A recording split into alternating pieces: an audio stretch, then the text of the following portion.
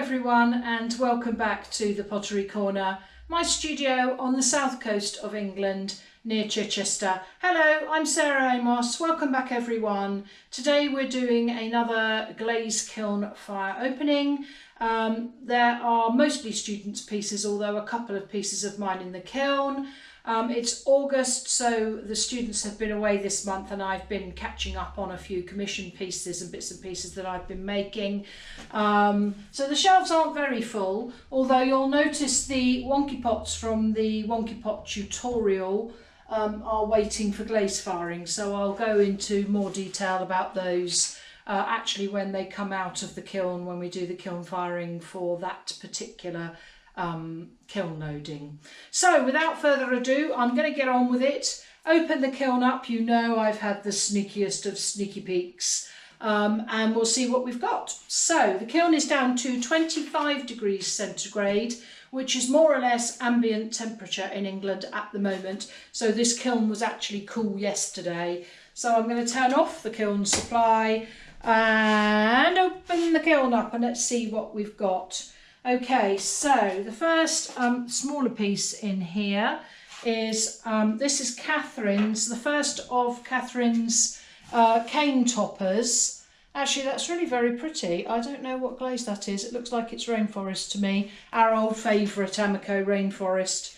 What a lovely colour that is. And this is just, if you've watched my videos on sculptural poppy heads, this is basically the miniature version that will go on either a metal cane or a bamboo cane in the garden.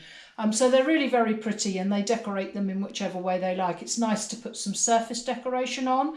And she's used a daisy stamp, which is one of the textured stamps that I have made for studio use. So there are some textured stamps in the Etsy shop, but there's not very many sets left. So that's rather lovely. Nice glaze application on there. And that's an Amaco Celadon glaze. So it will go into the texture and make it look like there's more than one glaze on there. But actually it's just one glaze. So very pretty, Catherine. That's the first of your glazed pieces. Lovely, lovely. Next is a throne mug of mine, which I've already had a little sneak peek at. And luckily was sitting, as you can see, on two cookies. So I always put a small cookie, which is smaller than the radius of the mug, and then a big cookie. Now I did know that this was likely to drip like this from the glaze combination that I've used. So this is Amaco Snow inside and down to about here. And then it's blue stone, Amaco's blue stone, another band about there.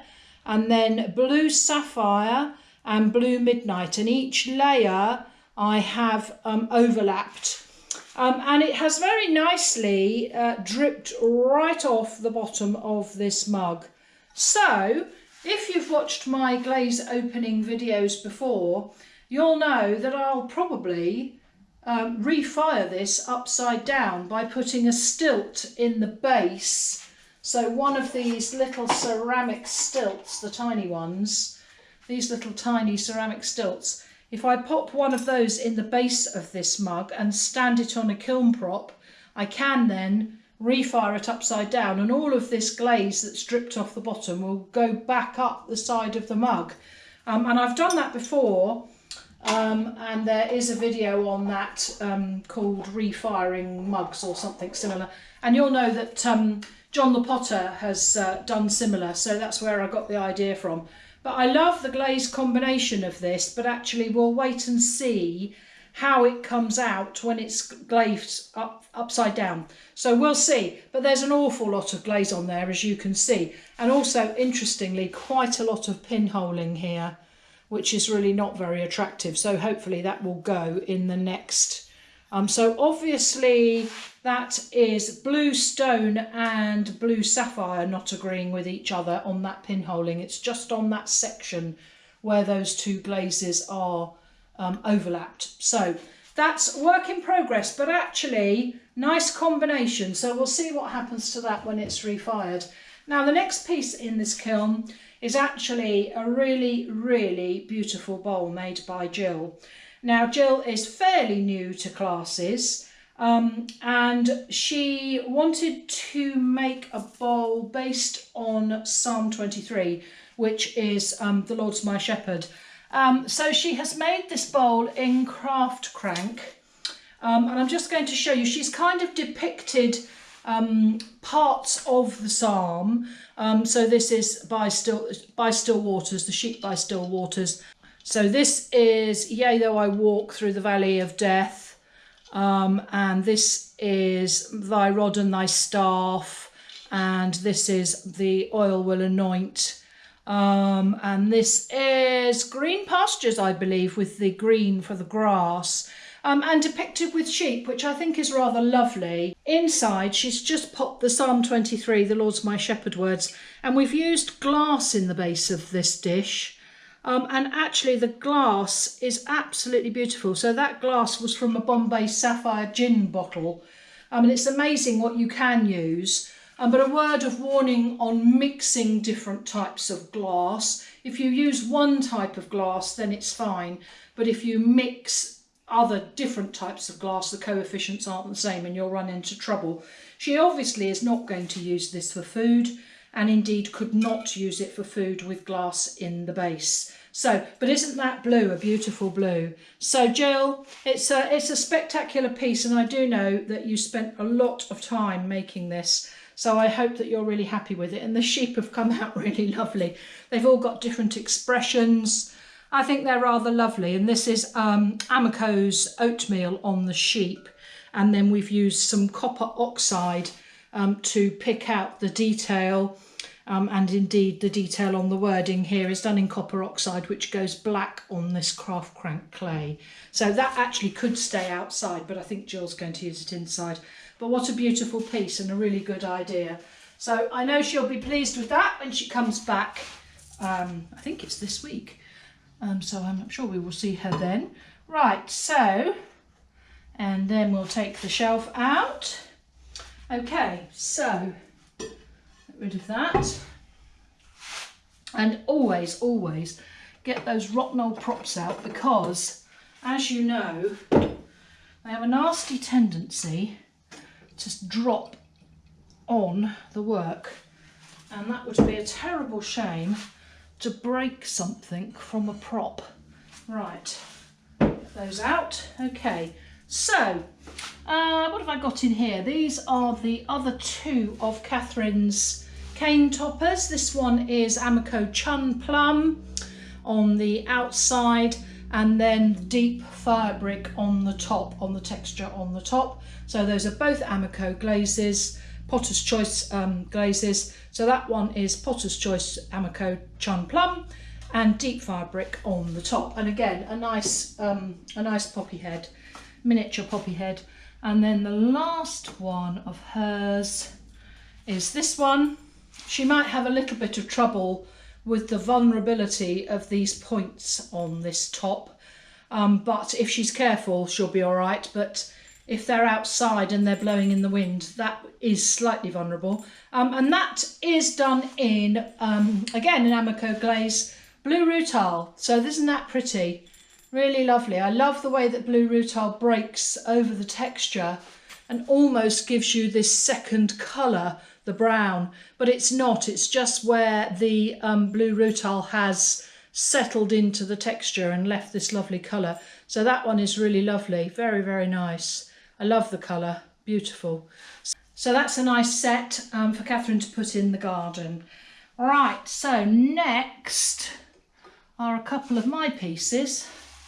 Now these are little vases that I made when I was just finishing off something else. So I just made them out of the section that I'd made. Now this has got a sandbow transfer on the base, which I think is called Summer Meadow or similar, in this lovely cobalt colour. Really pretty, nice to use as a design feature on the base of a little vase. And this glaze on the top is Amaco Frosted Turquoise, which goes this sort of two-tone colour. So you've got this sort of two-tony green colour here, which sort of fades out to blue. Really rather nice. So I did that on the inside, and then I put a piece of masking tape around to give me a clear line, and then the rest has just got transparent glaze. So a nice vase, be nice with single roses in, and then there's a taller version. That's the same sandbell transfer, but in green, which actually has faded. It was bright green, but has faded to this sort of taupe colour, although I don't dislike it. It's quite nice. And again, use the same glaze combination on the top, this frosted turquoise, Amaco's frosted turquoise, which you can probably see better on this one, is blue in some patches and green in others. And again, down in the middle, it's frosted turquoise. So those I've actually done as a pair. Rather nice having one taller than the other to display your garden flowers. So those are sweet. Right, next, I'm going to do my piece first. So this is the base for a bird bath that I've been asked to do by somebody that came to the art trail, asked me to do a commission piece. So this is the base for a bird bath, and indeed the bird bath is waiting to be biscuit fired. But I can show it to you. It's quite large. So this is waiting to actually have its bisque firing. So I've made this from an enormous rhubarb leaf, and it's got a couple of birds with a little snail. I hope you can see that. So we'll go into that when that's finished off. But that is the base section for it to stand on, and that is blue rutile again, which has been placed over a textured roller. So I've got a textured roller with this sort of leaf pattern on. It's rather nice actually, quite like that. So anyway, we shall see what that looks like when it's finished. Now the last two items in here are made by one of my students called Sara, and they are Tibetan prayer beads. So she decided that she was going to make a totem, but using the idea of the Tibetan prayer beads. So this is the first of them, and she has a series of them, so I think she's going to put several together. I've put this on cookies and I'll just need to bash the cookies through. So this is hollow, so has been made hollow, and then this has been decorated with Tibetan writing and depicted with Amaco's obsidian in black. And then the glaze combination on here is Amaco Snapdragon, Amaco Marigold and Amaco Cobalt. So this is the first of her Tibetan prayer beads. So she's going to stack them, as I say, on a totem. And actually, a big project, heavy beads. So that's the first of those, which is lovely. And indeed, the little cookies on the bottom will just pop off when I pop the hammer handle through them. And this is the second of them.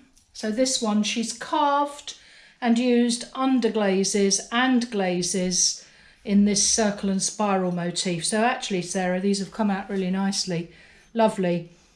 Yeah, well worth the effort to she put paper stencils on here with the cutouts on to make sure she got a nice crisp image. And indeed the cookies have just come off. And this has got transparent glaze over the top just to seal it for her totem. So that one is really gorgeous.